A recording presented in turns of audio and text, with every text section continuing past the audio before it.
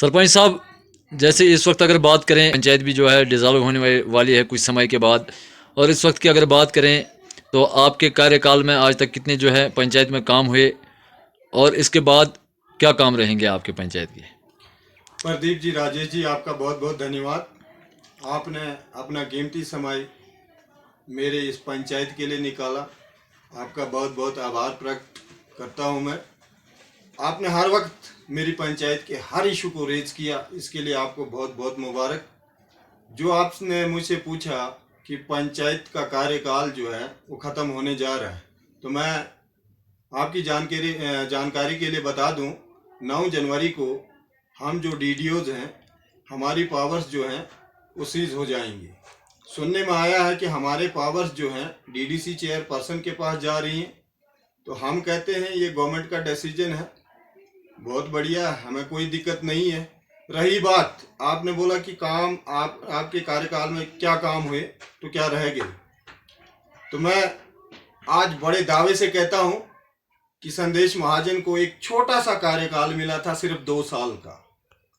इस 2 साल के कार्यकाल में मैं इतना खुश और संतुष्ट हूं कि जो इस 2 साल के कार्यकाल में मैंने काम किए हैं, वो काम आप पंचायत में विजिट करें, आपको आज मेरी पंचायत के अंदर हर गली टाइल वर्क मिलेगी, हर ड्रेनेज बिल्कुल पक्का मिलेगी, जो बिल्कुल ऑन ग्राउंड काम है। ये मेरे बोलने से नहीं है, इनको आप खुद भी वॉच कर सकते हैं, ये बिल्कुल ग्राउंड पे दिखेंगे। सबसे बड़ी बात एक इसमें और बताना चाहूँगा कि यहाँ पे पहले जो पंचायत राज चलता था, उस पंचायत राज में लोगों का फोकस जो था वो बिल्कुल हमजी नरेगे पे था, और हमजी जो नरेगा था वो ड्राई वर्क होता था। उसको आप अगर जॉब कार्ड होल्डर से काम करवाते थे, वो काम अगर वो मान लो जो 100 दिन का उनका था उसको करते थे, लेकिन ठीक 2 महीने के बाद 4 महीने के बाद वो काम जो था वो ग्राउंड पे नहीं दिखता था। लेकिन ये जो टेंडर वर्क हुए, जैसे कैपेक्स है, बैक टू विलेज है, ये जो है इसमें पैसा लैप्स नहीं होता है। ये पैसा जो है जैसे ही पंचायत में टेंडर होते हैं, ठेकेदार को अलॉटमेंट होती है, ठेकेदार जब काम करता है, इतना तो मैं दावे से कह सकता हूँ कि इस छोटे से कार्यकाल में जो 2 साल का कार्यकाल मुझे मिला, मैं बहुत संतुष्ट हूँ। मैंने काम किए, ये लोगों के बीच में भी है और लोग खुद भी बता सकते हैं, आप देख सकते हैं एक 2 साल का कार्यकाल क्या होता है। यहाँ बड़े जो भी सरपंच बने, कोई 6 साल का बना, कोई 5 साल का बना, लेकिन संदेश महाजन को सिर्फ 2 साल का कार्यकाल मिला। लेकिन इस 2 साल के कार्यकाल में मैंने जो अचीवमेंट की है वो आपको ऑन ग्राउंड दिखेगी। सरपंच साहब, जैसे कि आप भी जानते हैं कि हमारे प्रधानमंत्री मोदी जी द्वारा एक स्वच्छ भारत अभियान के तहत एक मिशन जो चलाया गया है, हर गांव जो है साफ़ सुथरा होना चाहिए। लेकिन इस वक्त अगर बात करें अठोली पंचायत की, तो आपको भी पता है कि अठोली में काफ़ी जगहों पे जो है कूड़ा करकट आपको देखने को मिलेगा। उसके लिए जो है पंचायत में डस्टबिन भी आए हुए हैं। ये डस्टबिन पंचायत में इंस्टॉल क्यों नहीं हुए? ये जो बेसिकली आपने जो बताया कि पंचायत में कुछ जगहें ऐसी हैं जहां मान लो डस्ट होता है, ये जो डस्टबिन इशू किए गए, हमने ही इनको मान लो इंस्टॉल करना था।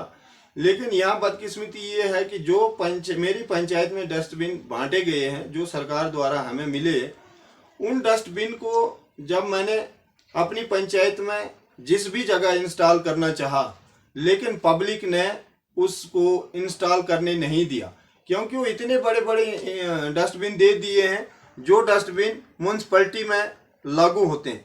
क्योंकि म्यूनसिपैलिटी में ऐसे डस्टबिन तभी लगाए जाते हैं क्योंकि वहाँ पे उनके पास गाड़ी होती थी, वो गाड़ी आती थी, लोग अपना मान लो जितना कूड़ा करकट कचरा जो है उसमें डालते थे, गाड़ी आती थी, वहाँ एम्प्लॉय आते थे और उसको उसमें डाल के गाड़ी उनको पिकअप करके ले जाती थी।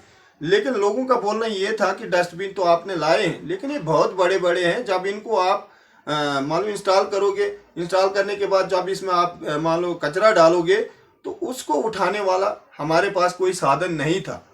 तो इसमें अब सरपंच क्या करेगा? सरकार ने जो मेरे को स्कीम में ये डस्टबिन दिए एसबीएम में, और सबसे बड़ी बात यह है कि हाँ, गलियों का कुछ गलियां ऐसी हैं जहाँ पे मान लो रहता है कचरा, ये सिर्फ इस डस्टबिन की वजह से है कि मान लो इसको इंस्टॉल नहीं करने दिया पब्लिक ने, और दूसरे डस्टबिन हमें इशू नहीं हुए। सरपंच साहब, अगर बात करें दूर दराज इलाकों की, जैसे त्यारी पंचायत है, सोल पंचायत है, हर जगहों पे जो है छोटे डस्टबिन जो है पंचायत की तरफ से दिए गए हैं, लेकिन मात्र एक ऐसी अठोली पंचायत है जहाँ पे ये बड़े डस्टबिन डाले गए हैं। तो क्या कहेंगे इस पे आप? ये अब सरकार की अपनी कोई प्रक्रिया है कि मेरी पंचायत में इतने बड़े बड़े डस्टबिन दे दिए हैं, उसमें अब पब्लिक का हमारा काम है पब्लिक का सुनना।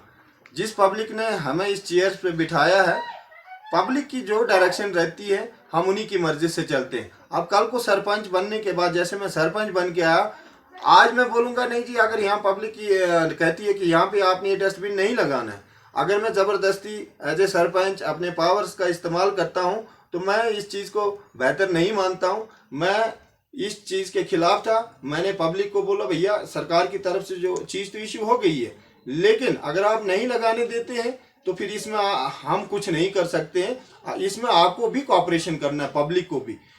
उसके बाद जब इसको इंस्टॉल नहीं करने दिया है तो वो डस्टबिन उसी जगह बैठे। सर, किस तरह से देखते हैं आप, जैसे आपने कहा कि 9 जनवरी को आपकी पावर सीज हो जाएगी और वो पावर्स जो ट्रांसफ़र की जा रही है डीडीसी चेयरपर्सन को, तो किस तरह से देखते हैं? क्या आपको लगता है कि डीडीसी चेयरपर्सन इतनी पंचायतों की रेख देख कर पाएगा और इतनी पावर्स जो है ठीक तरीके से इम्प्लीमेंट कर पाएंगे?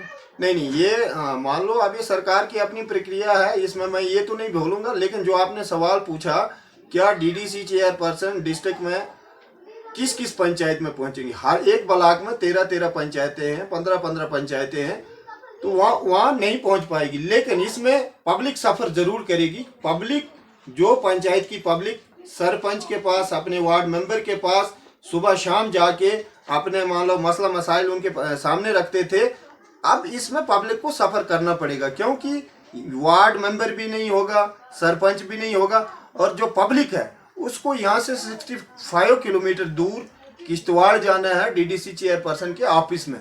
और कुछ हमारे लोग ऐसे हैं जो सरपंच के पास आने में कतराते हैं, डीडीसी चेयरपर्सन तो बहुत बड़ी बात।